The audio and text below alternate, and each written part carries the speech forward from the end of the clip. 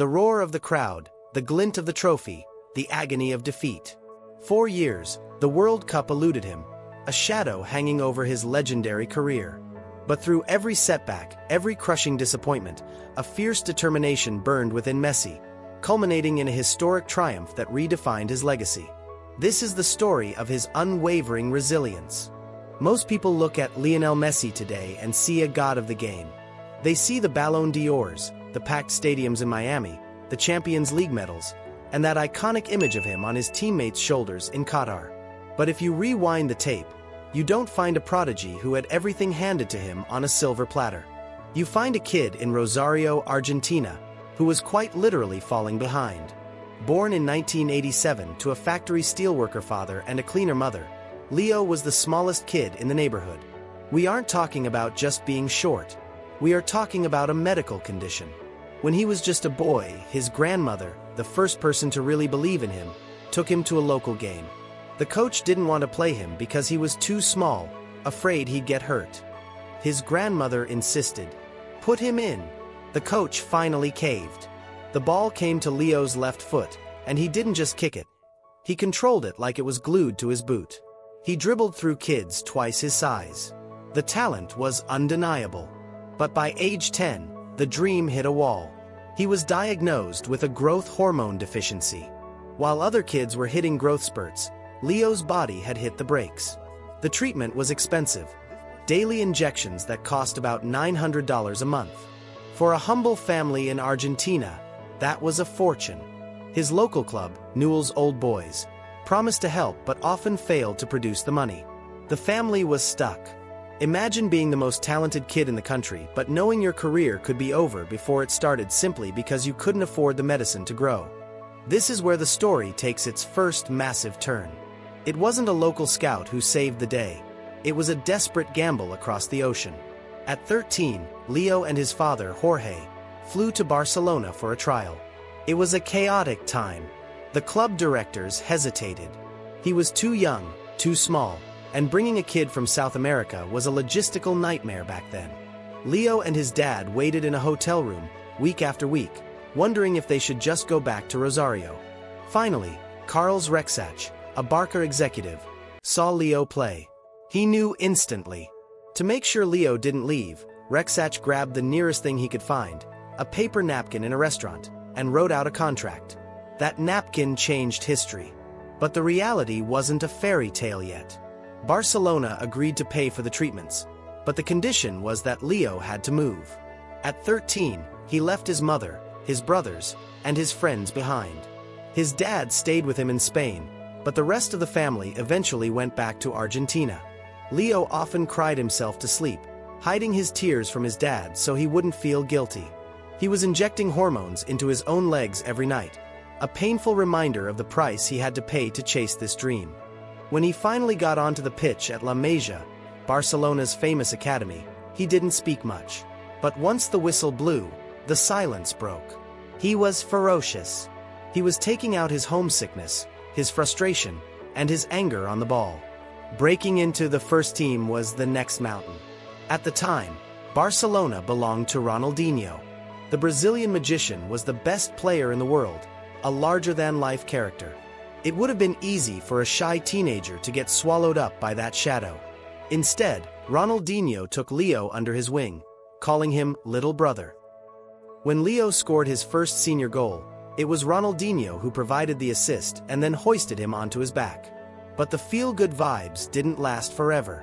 Ronaldinho's lifestyle caught up with him, and he left the club. Suddenly, the torch wasn't just passed, it was thrown at Messi. He was given the number 10 shirt. The weight of that jersey at Barcelona is heavy. You aren't just a player. You are the engine of a multi-million-dollar institution. Critics asked if this quiet, shy kid could actually lead. He answered with the glorious era under Pep Guardiola, winning everything in sight. However, the road was paved with physical pain that cameras rarely zoomed in on. In his early 20s, Messi was actually injury-prone. He suffered repeated hamstring issues that threatened to derail his explosive style. People whispered that his body, artificially grown, couldn't handle the intensity of top-tier football. This is where his discipline kicked in. He had to completely overhaul his lifestyle. He gave up the Argentine beef, the fizzy drinks, and the pizza he loved. He worked with nutritionists and physios to rebuild his body from the inside out. That mental fortitude to change his habits is what allowed him to stay at the top for nearly 2 decades. Most players burn out after 5 or 6 years at their peak. Messi rebuilt himself to last 20. But while Barcelona was a paradise of trophies, Argentina was a living hell. This is the part of the story that hurts the most. In 2014, Messi dragged a good but not great Argentina team to the World Cup final in Brazil. They played Germany. It was a tight, tense game. Messi had chances. Higuaín had chances. But in extra time, Mario Götze scored for Germany. The final whistle blew, and the image of Messi staring at the World Cup trophy, so close he could almost touch the gold, yet so far away, became a symbol of his career. The Golden Ball Award for Best Player of the tournament meant nothing to him. You could see the dead look in his eyes. It got worse. The next 2 years were a nightmare. In 2015, Argentina reached the Copa America final against Chile. They lost on penalties. In 2016, the exact same thing happened. Copa America Centenario final, against Chile, penalties again. This time, Messi stepped up to take the first penalty, and missed. He blasted it over the bar. When Chile won, Messi broke. He collapsed on the field, sobbing uncontrollably. The turning point was the 2021 Copa America. It was played in Brazil, in empty stadiums due to the pandemic. Messi was possessed. In the final, against Brazil, at the legendary Maracana Stadium, Argentina won 1-0. When the whistle blew, Messi fell to his knees, and the entire team didn't run to the fans. They ran to him. They tackled him in a pile of joy. He had finally lifted a trophy for Argentina. The curse was broken. The monkey was off his back. Just as things seemed perfect, his world was upended again. In the summer of 2021, Barcelona, the club he had called home for 20 years, collapsed financially.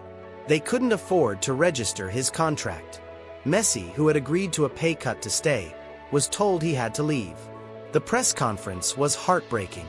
He couldn't even speak at first. He just stood there crying, his wife handing him a tissue. He didn't want to go. He was forced out. He moved to Paris Saint-Germain, PSG. It was a seismic shift. New country, new language, new league. But quietly, he was using that time to prepare. He knew 2022 was coming. The narrative leading into the 2022 World Cup in Qatar was clear: now or never. He was 35 years old. This was the last dance. The scriptwriters couldn't have written a crazier start. In the opening game, Argentina, one of the favorites, lost to Saudi Arabia. The world laughed. "Where is Messi?" trended on social media. The doubts came rushing back. But inside the locker room, Messi told his team, "People should trust us. We won't let you down." That loss was the wake-up call they needed. Every game after that was a final. They couldn't lose, or they were out. And then, the final. Argentina versus France. Messi versus Mbappe. The old king versus the new king. It is widely considered the greatest football match ever played. Messi scored a penalty. Argentina went up 2-0. They were cruising. For 80 minutes, Messi was champion. Then, in 97 seconds, Kylian Mbappe scored twice. 2-2. The ghost of 2014 was back. The dread in the stadium was palpable. In extra time, Messi scored again, a scrappy goal, purely from desire. 3-2. Surely that was it? No. Mbappe scored a penalty. 3-3. In the dying seconds, Kolo Muani had a one-on-one to win it for France, but Emi Martinez made the save of the century. It went to penalties. The walk to the penalty spot is the loneliest walk in sports. The weight of 45 million Argentines and his entire legacy rested on that kick. Messi walked up, calm as ice, and rolled the ball into the net. He did his part. His teammates did theirs. When Montiel scored the winning penalty, Messi didn't run. He just collapsed to his knees in the center circle. He didn't look at the cameras. He looked at his family in the stands.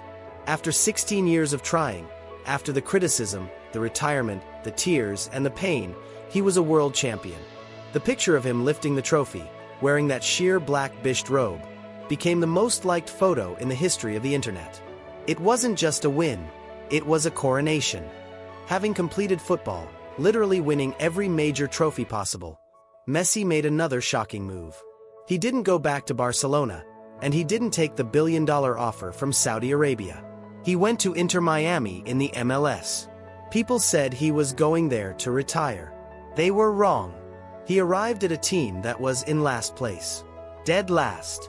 Within weeks, he transformed them. He scored a free kick winner in his debut in the last minute. He led them to the League's Cup trophy, the first in the club's history. He wasn't just playing. He was changing the culture of soccer in North America. Celebrities like LeBron James, Kim Kardashian, and Serena Williams were showing up just to catch a glimpse of him. He showed that his resilience wasn't just about winning World Cups. It was about maintaining a standard of excellence no matter where he played. Today, Messi stands as a global ambassador for the sport, but his influence goes deeper than the goals. He represents the introvert who conquered a loud world. He represents the physically small who conquered the giants. He represents the person who failed, publicly and painfully, and came back to try again. When he plays now, you see a man at peace. He smiles more. He enjoys the game. But make no mistake, the fire is still there. The moral of Lionel Messi's story isn't that he was born a genius. Yes, the talent was there, but talent without resilience is a tragedy waiting to happen. The moral is that the road to glory is paved with suffering. True greatness isn't about never failing. It's about the unwavering will to overcome the failures until the world has no choice but to acknowledge you as the champion. What do you think? Is Messi the undisputed greatest of all time, or does the struggle make you respect him even more? Let me know your thoughts in the comments below. If this story inspired you, please hit that like button, share it with a friend who needs a boost of motivation, and don't forget to subscribe for more real stories of resilience. See you in the next one.